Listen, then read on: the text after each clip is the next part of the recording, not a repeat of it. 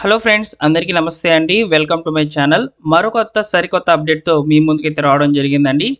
తెలంగాణ రాష్ట్ర ప్రభుత్వం అయినటువంటి కాంగ్రెస్ పార్టీ ఇచ్చినటువంటి 6 గ్యారెంటీల అమలుకు సంబంధించి తెలంగాణ ప్రభుత్వము పెద్దపీట వేసిందని చెప్పవచ్చు. సో నిన్నటి రోజున 6 గ్యారెంటీలకు దాదాపు 56,084 కోట్లయితే కేటాయించారండి. సో బడ్జెట్ అయితే ప్రవేశపెట్టారు ఉప ముఖ్యమంత్రి బట్టి విక్రమార్క గారు. సో శాసనసభ ముందుంచిన వార్షిక బడ్జెట్లో 6 గ్యారెంటీలకు అయితే పెద్దపీట వేశారనమాట. అయితే ఇందులో భాగంగా చేయూత పింఛన్లకు సంబంధించి ఎన్ని కోట్లు బడ్జెట్ అనేది కేటాయించారు, చేయూత పింఛన్లు ఎప్పటి నుంచి ఇస్తారు, అదేవిధంగా ఈ చేయూత ఆసరా పింఛన్లు ఏవైతే ఉన్నాయో వాటిని ఎప్పటివి కొత్తవి అయితే తీసుకొస్తారని చెప్పి ఈ వీడియోలో అయితే నేను మీకు క్లియర్గా అయితే చెప్తాను. సో వీడియోని పూర్తిగా చూసి తప్పకుండా లైక్ చేసి వెళ్ళండి ఫ్రెండ్స్. అలానే మన ఛానల్ సబ్స్క్రైబ్ చేసుకున్నట్లయితే లేటెస్ట్గా గవర్నమెంట్ నుంచి వచ్చేటువంటి ప్రభుత్వ పథకాల అప్డేట్స్ అన్నీ కూడా తెలియచేయడం జరుగుతుంది. మొత్తానికి చేయూత పింఛన్లకు సంబంధించి రాష్ట్ర ప్రభుత్వం బడ్జెట్ అయితే కేటాయించడం జరిగిందండి. ఈ బడ్జెట్లో సో ఈ యొక్క పింఛన్లు అనేటివి ఉండబోతున్నాయి అనమాట. కొత్త పింఛన్లు కూడా రాబోతున్నాయి. పూర్తి వివరాలు తెలుసుకుందాం. సో ఒకసారి స్క్రీన్ మీద అయితే చూడవచ్చు.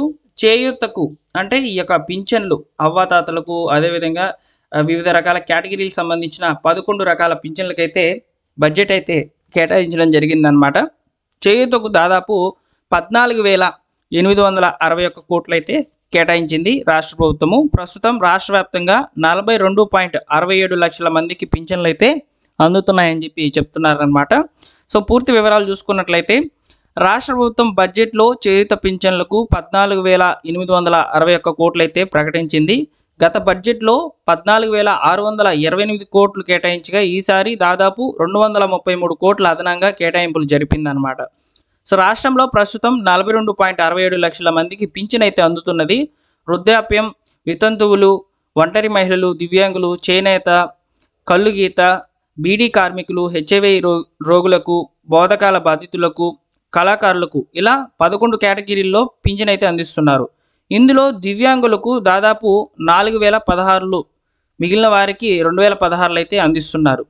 సో ఈ యొక్క పెన్షన్లను పెంచుతామని చెప్పి ఎన్నికల హామీగా అయితే కాంగ్రెస్ పార్టీ ఇవ్వడం జరిగిందనమాట. హామీని దివ్యాంగులకు ఏకంగా 6,016, అదేవిధంగా రిమైనింగ్ వాళ్ళకి వచ్చేసి 4,016 రూపాయలు అయితే పెంచి ఇస్తామని చెప్పడం జరిగిందనమాట. సో ఇక్కడ ముఖ్యంగా అప్లికేషన్స్ అనేటివి ప్రజాపాలన, అదేవిధంగా ఈ యొక్క గ్రామ సభల ద్వారా ఎక్కువ మొత్తంలో దాదాపు 8 లక్షలకు పైగా కొత్త అప్లికేషన్స్ అనేటివి రావడం జరిగిందనమాట. సో ఈ యొక్క కొత్త పెన్షన్లకు మరియు ప్రస్తుతం ఉన్నటువంటి వాళ్ళలో మరొకరికి అంటే మరికొంతమందికి అవకాశం ఇస్తూ ప్రభుత్వం అయితే కొత్త జీవోని అయితే పాస్ చేయబోతుంది. అదేవిధంగా ఇక్కడ దాదాపు 233 కోట్లు అనేటివి అదనంగా అయితే ఇప్పుడు ప్రజెంట్ ఎవరైతే అప్లికేషన్స్ అనేటివి పెట్టుకుంటారో వారికి అయితే కేటాయించడం జరుగుతుందని చెప్పి తెలుస్తుంది.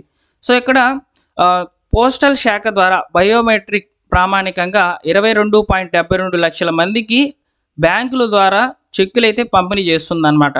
అంటే కొన్ని ఏరియాల్లో బ్యాంకుల ద్వారా అయితే ఈ యొక్క పింఛన్ పంపిణీ అయితే కార్యక్రమం అయితే జరుగుతుందన్నమాట.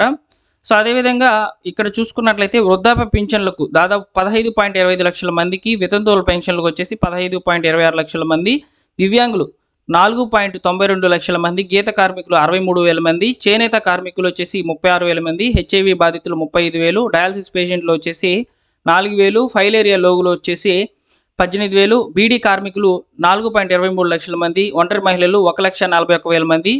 సో ఈ విధంగా పెన్షన్లు అయితే పొందుతున్నారని చెప్పి ఒక లెక్క అయితే చెప్పడం జరిగిందనమాట. సో అయితే ఇక్కడ మీరు చివరి చూసుకున్నట్లయితే కొత్తగా 8 లక్షల అప్లికేషన్స్ అయితే వచ్చి ఉన్నాయంట. దేనికి? ఈ యొక్క కొత్త పింఛన్ల కొరకు. సో వీటి మీద ప్రభుత్వం అయితే వీరికి పింఛన్లు ఇస్తుందా లేదా పాత వారికి ఇచ్చిన హామీ మేరకు పింఛన్ పెంచుతుందా అనే దాని మీద క్లారిటీ అయితే లేదు ఈ బడ్జెట్ విషయంలో.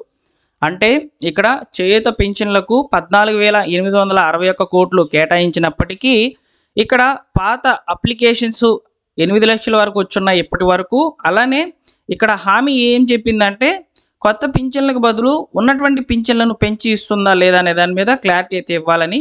సో ఈ విధంగా అయితే ఉంటుందన్నమాట. అంటే క్లియర్గా చెప్పాలంటే సో ఉన్నటువంటి పెన్షన్లను పెంచుతారా లేదా కొత్త పింఛన్లకు అవకాశం ఇస్తారనే దాని మీద క్లారిటీ అయితే లేదని స్పష్టంగా అయితే అర్థమవుతుంది అనమాట. సో ఇక్కడ మీరు ఆంధ్రప్రదేశ్ గవర్నమెంట్ కనుక చూసుకున్నట్లయితే ఆంధ్రప్రదేశ్ గవర్నమెంట్ వచ్చి రాగానే ఫస్ట్ పెండింగ్లో ఉన్నటువంటి బిల్లులు అంటే ఎలక్షన్ కోడ్లో ఉన్నటువంటి బిల్లులన్నింటినీ కూడా వెంటనే చెల్లింపు చేసి వెంటనే పెన్షన్స్ అనేటివి పెంచేసింది అనమాట. అంటే అక్కడ వస్తున్నటువంటి ఈ యొక్క 3,000 రూపాయల పెన్షన్ని 4,000 రూపాయలకి పెంచింది. అదేవిధంగా 3,000 రూపాయలు దివ్యాంగులకు వస్తుంటే 6,000 రూపాయలకి అయితే పెంచడం జరిగిందనమాట. సో వెంటనే పెంచారండి పెన్షన్స్. అదేవిధంగా ఇప్పుడు మాత్రము కొత్త పెన్షన్లు డిలే అయితే చేస్తున్నారు.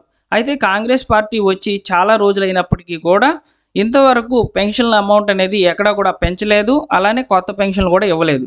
సో మనకు రీసెంట్గా అసెంబ్లీలో జరిగినటువంటి చర్చల్లో భాగంగా మనకు ఈ యొక్క కేసీఆర్ గారి కూతురు గారు అయితే అడిగారనమాట. సో పెన్షన్లను మేము పెంచి ఇచ్చినట్టువే మీరు కొనసాగిస్తున్నారే కానీ కొత్త పెన్షన్లను ఎందుకు ఇవ్వలేదు ఇంతవరకు అని చెప్పని అడిగిన దానికి సో మంత్రి సీతక్క గారు ఏం చెప్పారంటే, సో మేము దాదాపు 83,000 పెన్షన్లు అనేటివి ఇచ్చాము కొత్తవి అని చెప్పారనమాట. అక్కడ ఇచ్చినటువంటి పెన్షన్స్ ఏవంటే స్పోర్ట్స్ పెన్షన్స్, ఎవరైతే భర్త మరణించినటువంటి స్త్రీకి పెన్షన్ అనేది ట్రాన్స్ఫర్ చేసేటువంటివి అనమాట. అవి అంటే ఆ ఇంట్లో వృద్ధాప్య పెన్షన్ తీసుకుంటున్నటువంటి వ్యక్తి చనిపోయినట్లయితే ఆ ప్లేస్లో వేరొకరికి పెన్షన్ అనేది ఆ కుటుంబంలో ఉన్నటువంటి భార్యకి ఇచ్చే విధంగా సో కొత్త పెన్షన్లు అనేటివి కేసీఆర్ గవర్నమెంట్ అయితే తీసుకురావడం జరిగింది. సో అవే పెన్షన్లను కొనసాగిస్తూ వచ్చినటువంటి కాంగ్రెస్ పార్టీ ఎప్పుడైతే అమల్లోకి వచ్చిందో అప్పటి నుంచి అయితే మేము దాదాపు 36,000 కొత్త పెన్షన్లు అయితే ఇచ్చామని చెప్పారనమాట. సో ఈ విధంగా కొత్త పెన్షన్లకు సంబంధించి అడిగినటువంటి ప్రశ్నకు రిప్లై ఇస్తూ అదేవిధంగా ఇప్పుడు చూసుకున్నట్లయితే తాజాగా నిన్నటి రోజున బడ్జెట్ కేటాయింపుల్లో దాదాపు 14,861 కోట్లు అయితే కొత్త పెన్షన్లకు శాంక్షన్ చేస్తున్నామని చెప్పారనమాట మంత్రి ఉప ముఖ్యమంత్రి బట్టి విక్రమార్క గారు. సో త్వరలోనే ఈ పెన్షన్లకు సంబంధించిన అప్డేట్స్ అయితే రాబోతున్నాయండి, నేను మీకు తప్పకుండా తెలియజేస్తాను. సో ప్రస్తుతానికి బడ్జెట్ కేటాయింపుల్లో ఈ యొక్క పెన్షన్లకు ఎంత అమౌంట్ కేటాయించారనే దాని కొరకు ఈ వీడియో అయితే చేశాను. సో వీడియో నచ్చితే తప్పకుండా లైక్ చేసి వెళ్ళండి ఫ్రెండ్స్. అలానే మన ఛానల్ సబ్స్క్రైబ్ చేసుకోండి. లేటెస్ట్గా గవర్నమెంట్ నుంచి వచ్చేటువంటి ప్రభుత్వ పథకాల అప్డేట్స్ మీరు వెంటనే తెలుసుకోవచ్చు. Thank you for watching.